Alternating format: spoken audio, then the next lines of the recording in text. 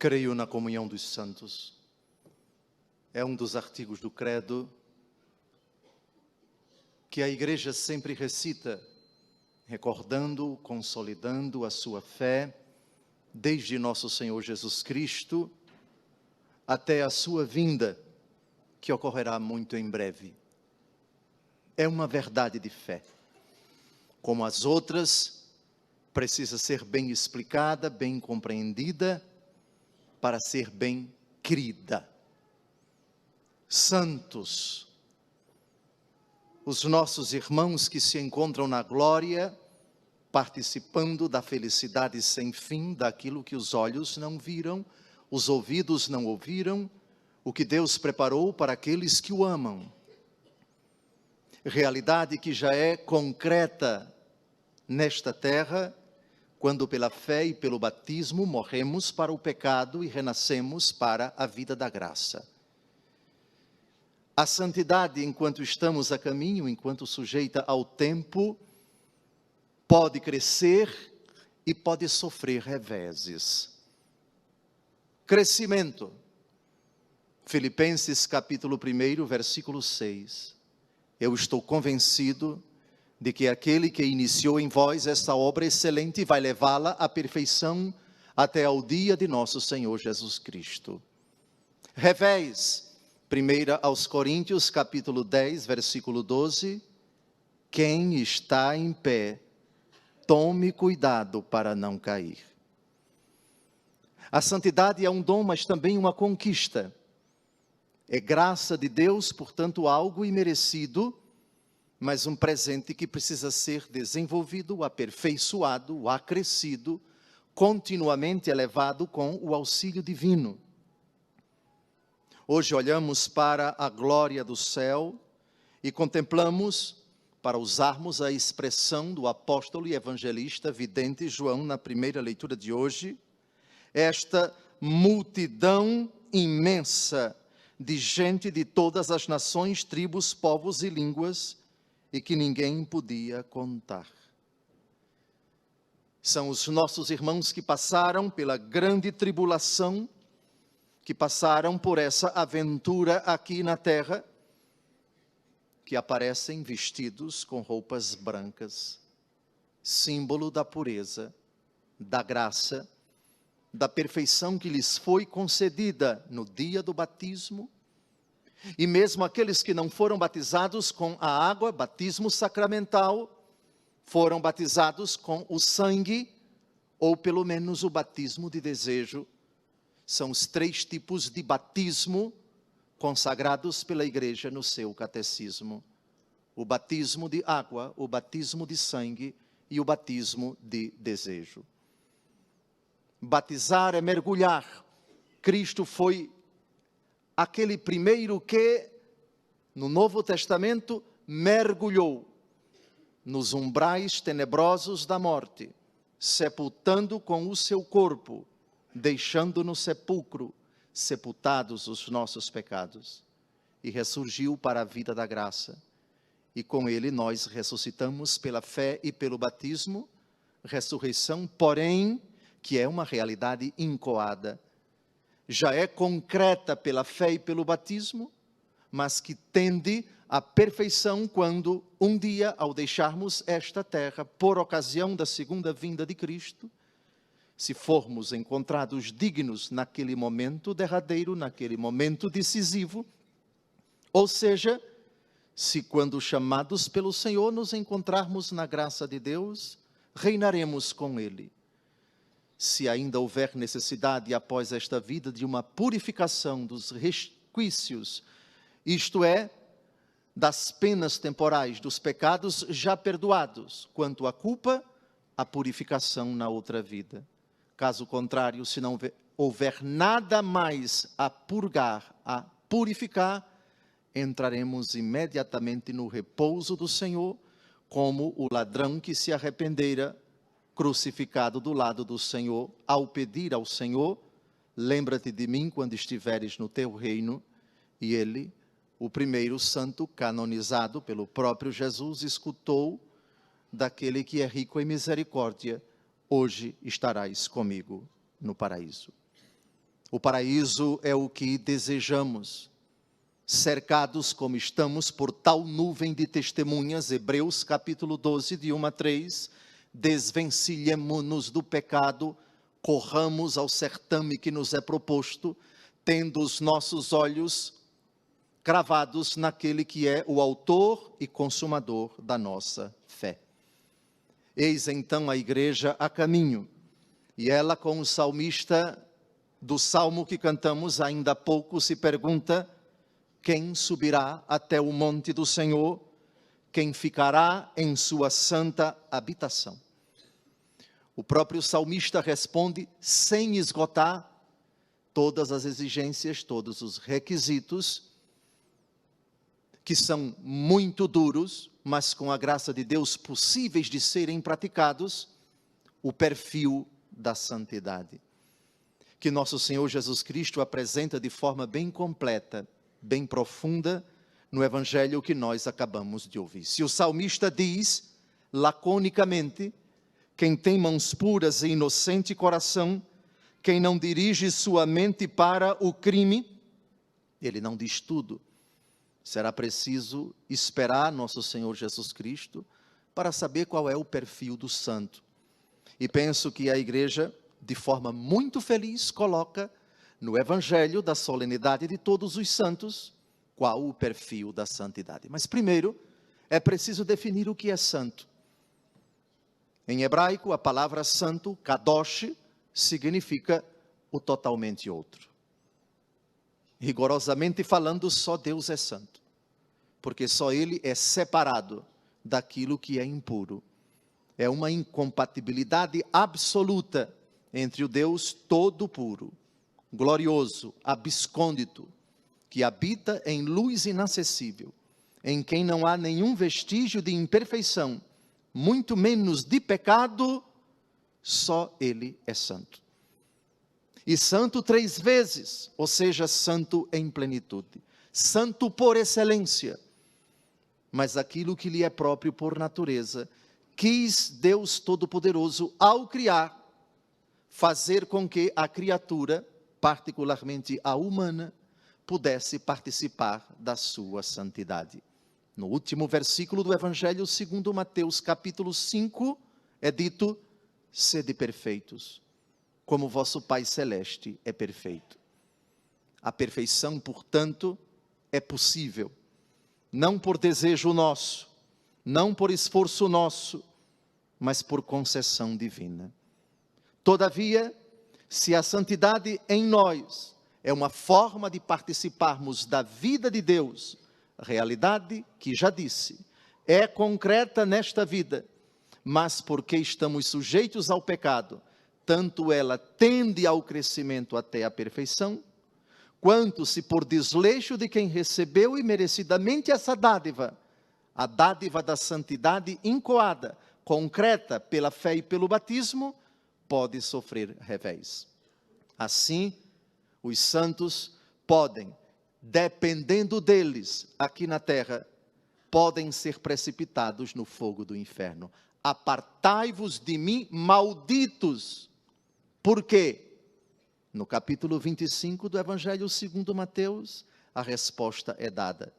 O inferno é uma possibilidade concreta para os santos, que não souberam honrar, que não souberem honrar a graça que lhes foi dada a ser conservada, preservada e aperfeiçoada, jamais sem o auxílio da graça de Deus. João capítulo 15, versículo 5, sem mim nada podeis fazer. Santo Afonso Maria de Ligório define a santidade de uma forma muito bonita. Primeiro, olhando para Nossa Senhora, aquela que quis a vontade de Deus, aquela que obedeceu a Deus incondicionalmente. Reparem a definição desse grande doutor da igreja, patrono de todos os confessores e moralistas. O santo é aquele que faz o que Deus quer e quer o que Deus faz. Aqui está a forma mais inocente simples, pura e completa de definir a santidade. O santo é aquele que faz o que Deus quer e quer o que Deus faz. Então vamos agora ao perfil do santo. São várias características que ele deve assumir enquanto peregrina nesta terra. Compreender bem as bem-aventuranças é compreender exatamente o que devemos fazer para alcançar a santidade em sua plenitude, porque pela fé e pelo batismo já a possuímos. Primeira característica do santo: bem-aventurados os pobres em espírito, porque deles é o reino dos céus. Pobre em espírito? Como é que eu sei na minha vida que eu estou sendo pobre em espírito? No século V, uma obra anônima chamada Obra Incompleta sobre o Evangelho de São Mateus diz: é pobre de espírito quem tem pouco apreço de si mesmo. Ao contrário, é rico de espírito quem tem grande apreço de si mesmo e é soberbo, porque não cumpre o mandato de Cristo que disse: se não vos converterdes e não vos tornardes como as crianças, não entrareis no reino dos céus. Quem, já convertido, fez-se como uma criança, este é pobre em espírito. Na Gália, século V, atual França, Santo Hilário de Poitiers, na sua obra sobre o Evangelho de Mateus, também nos ajuda a compreender essa bem-aventurança. Tem humildade de espírito aqueles conscientes de que nada lhes pertence, de que não possuem nada, mas que possuem o dom do único Pai, que lhes fez e lhes faz chegar à vida e lhes oferece os mesmos meios para ser felizes. Segunda bem-aventurança: bem-aventurados os aflitos, ou, outra tradução, bem-aventurados os que choram. Mas atentos, porque não é qualquer choro que leva uma pessoa para o inferno. Há um choro que não agrada a Deus, mas há um choro que agrada a Deus. O mesmo Deus que disse: alegrai-vos sempre no Senhor, repito, alegrai-vos. Filipenses capítulo 4, versículo 4, é o mesmo Deus que diz: chorem. Agora vamos ao choro que é bem-aventurado.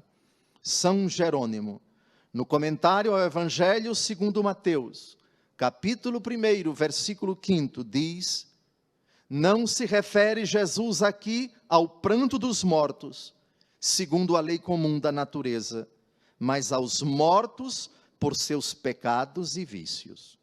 São Cromácio de Aquileia, no século IV, comentando esse mesmo texto, um santo da Península Itálica, diz: chama bem-aventurados aqueles que não deixam de chorar pelas iniquidades do mundo e pelos delitos dos que pecam. Uma única vez Jesus mandou alguém chorar. Quem lembra? A única vez que Jesus pediu a alguém para chorar. No Evangelho segundo Lucas, capítulo 23, de 28 a 31, ele estava com a cruz às costas e viu algumas mulheres chorando, e olhando para elas disse: filhas de Jerusalém, não choreis por mim, mas chorai sobre vós mesmas e sobre vossos filhos, porque virão dias em que se dirá: felizes as estéreis, os ventres que não geraram, os peitos que não amamentaram. Então direis aos montes: caí sobre nós, e aos outeiros: cobri-nos. Porque se eles fazem isso ao lenho verde, que acontecerá ao seco? O choro que agrada a Deus é a dor no coração por ter cometido pecado e por saber da comissão de tantos pecados da parte dos pecadores. Quando o coração do homem não é capaz mais de sentir essa tristeza profunda por ter ofendido a Deus pelo pecado, a porta do inferno já se abriu. O passaporte para a condenação eterna já foi carimbado e o diabo fica muito feliz. Essa desgraça vai morar comigo no inferno. Bem-aventurados os que choram, bem-aventurados os aflitos, porque eles serão consolados. Esse é o choro, essa é a aflição bem-aventurada. Próxima bem-aventurança. Bem-aventurados os mansos, porque possuirão a terra. Que mansidão é essa? Aquela do próprio Jesus. Mateus capítulo 11, de 26 a 28. Vinde a mim, vós todos que estáis cansados, e eu vos aliviarei.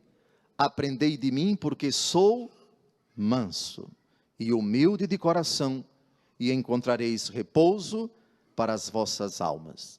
São Cromácio de Aquileia, já citado, explica bem essa mansidão, dizendo, na mesma obra já citada: mansos são os homens pacíficos, humildes e modestos, simples na fé e pacientes diante de qualquer injúria, que, consolidados nos preceitos evangélicos, imitam o exemplo de mansidão do Senhor, que disse: aprendei de mim, porque sou manso e humilde de coração.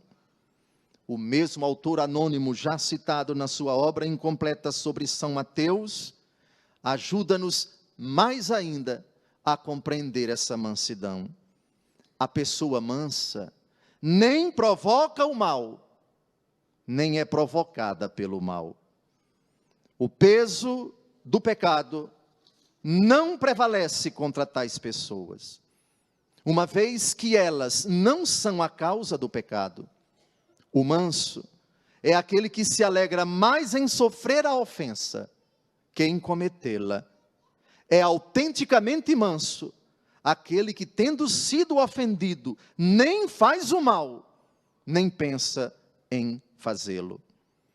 E Santo Agostinho, comentando o mesmo versículo no seu Sermão da Montanha, diz: os homens mansos são aqueles que cedem diante dos atropelos de que são vítimas e não fazem resistência à ofensa, mas que, Romanos 12, 21, vencem o mal com o bem.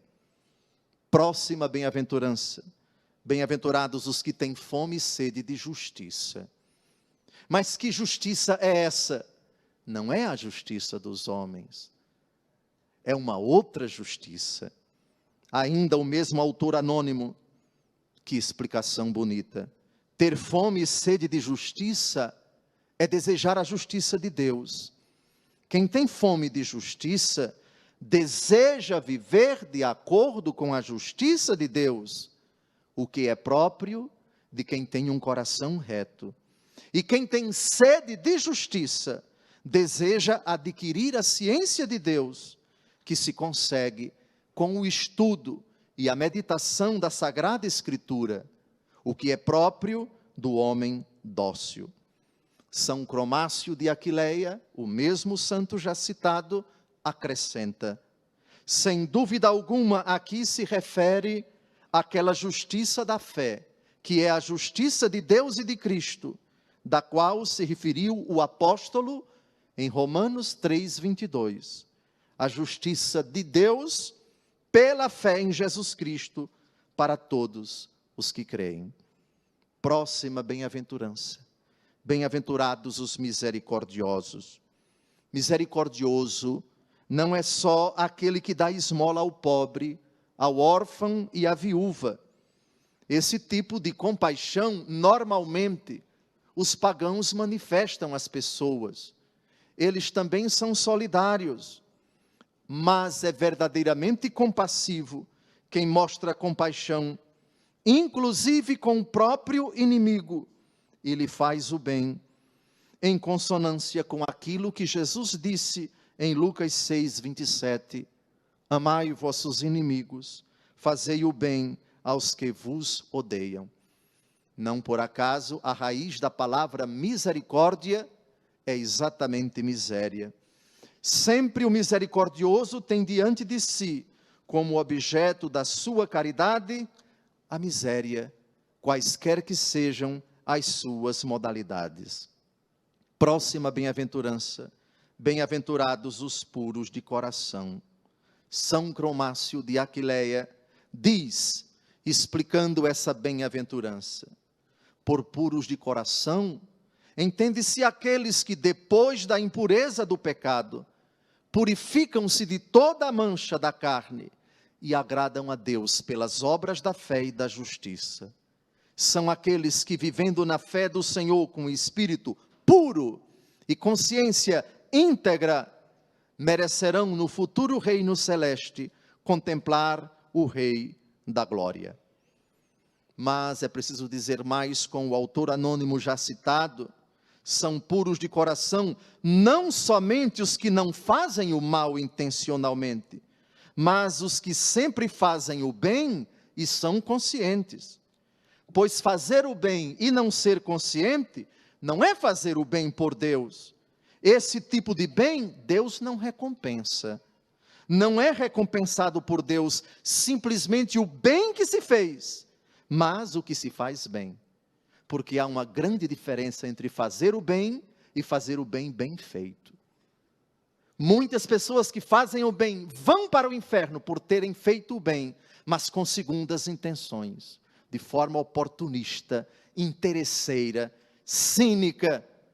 O exterior é contemplado, é aplaudido. Que coração generoso! Mas Deus, que sonda os corações, por vezes sabe, aquele coração está manchado pelo pecado, tem intenções que não são boas, que não me agradam.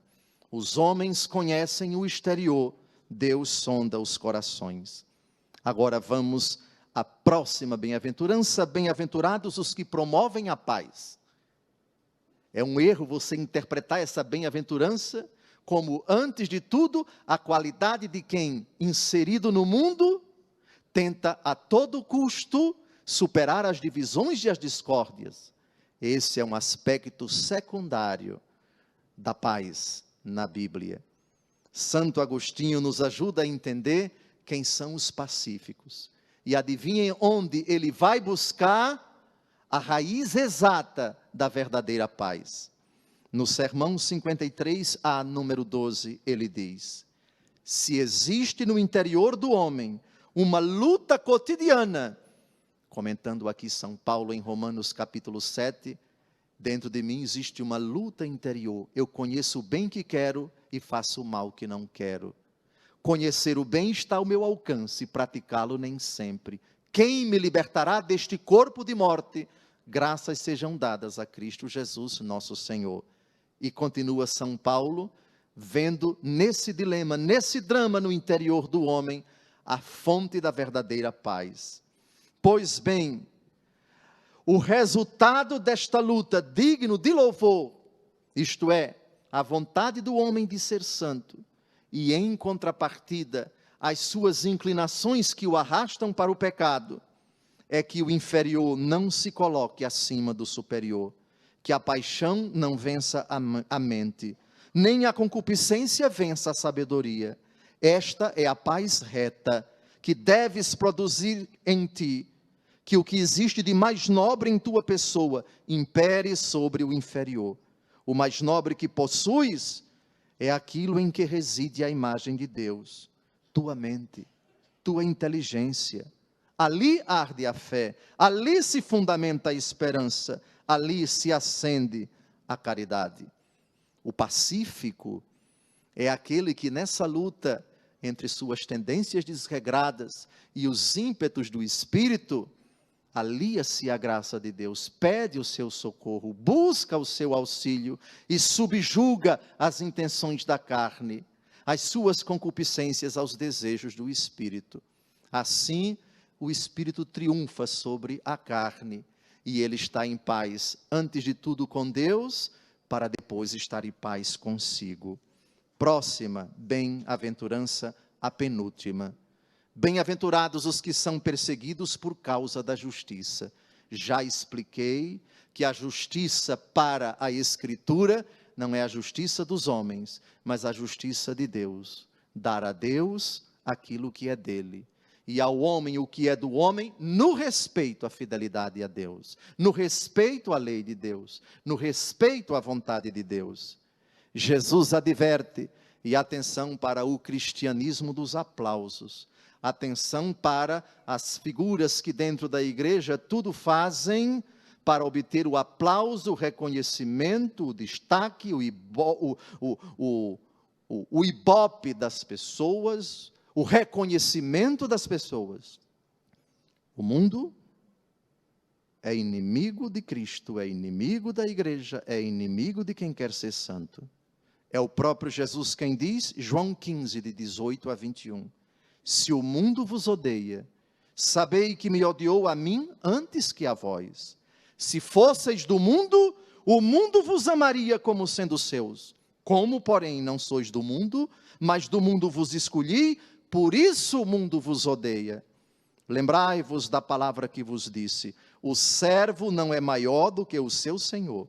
Se me perseguiram, também vos hão de perseguir. Se guardaram a minha palavra, hão de guardar também a vossa. Mas vos farão tudo isso por causa do meu nome, porque não conhecem aquele que me enviou. E a última bem-aventurança, bem-aventurados sois vós quando vos injuriarem, e mentindo disserem todo tipo de mal contra vós por causa de mim. São João Crisóstomo, arcebispo patriarca de Constantinopla no século V, na sua 15ª homilia sobre o Evangelho de Mateus, número 4, diz que ninguém pense que basta simplesmente ser injuriado para ser bem-aventurado. Não. O Senhor coloca duas condições: que se nos injurie por sua causa, primeira, e segunda, que seja falso o que se diz contra nós. Se estas duas condições não se verificam, não só não é bem-aventurado, mas muito desgraçado aquele de quem se fala mal. Amados, depois dessa breve explicação de 30 segundos sobre as bem-aventuranças do Evangelho de hoje, termino citando a segunda leitura que nós acabamos de ouvir. Que grande presente nos deu o Pai de sermos chamados filhos de Deus. E nós os somos, mas o mundo não nos conhece.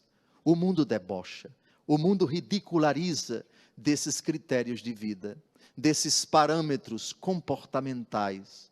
O mundo quer exatamente ironizar, debochar, ridicularizar, quando não perseguir de forma assintosa, de forma covarde, aqueles que no seguimento de Cristo pautam sua existência por esses princípios. Sabemos que quando Jesus se manifestar, seremos semelhantes a Ele, porque o veremos tal como Ele é. É a expectativa dos santos que estão a caminho, daqueles que nas labutas da vida, sujeitos a tantas intempéries, de dentro e de fora de si, malgrado todos os obstáculos, corajosamente caem, mas se levantam, buscam o auxílio do Senhor, como diz o profeta, mas os que esperam o Senhor, correm e não se cansam, correm e não se afadigam, porque são conduzidos com asas de águia. Ó Igreja Santa, cujos filhos já têm a santidade, nós nos voltamos para a igreja triunfante, e pedindo a ajuda de todos os santos, que intercedam junto a Jesus, o santo por excelência, com o Pai e com o Espírito Santo. Ajude-nos a perseverar neste santo propósito, tendo como exemplo os mártires, os virgens e as virgens, os confessores, bispos, sacerdotes, diáconos, religiosos e religiosas, pais e mães de famílias, reis e rainhas, pessoas anônimas e não anônimas, que em 2000 anos deixaram para nós esse legado, e hoje lá no céu dizem, como São Paulo na 1 Coríntios capítulo 11, versículo 1, sede meus imitadores, como eu sou de Cristo. Honramos os santos, diferentemente de muitos que dizem, só Jesus Cristo, santo não. Esse precisa se converter à Bíblia, esse precisa aprender a ser evangélico. Nós somos evangélicos, porque nos evangelhos nós encontramos o santo por excelência que é Cristo, que nos apresentou também modelos porque eles foram perfeitos imitadores de Cristo, e no céu hoje são apresentados para nós como modelo para a imitação, auxílio na intercessão e amizade na missão, na caminhada rumo à casa do Pai. Louvado seja nosso Senhor Jesus Cristo.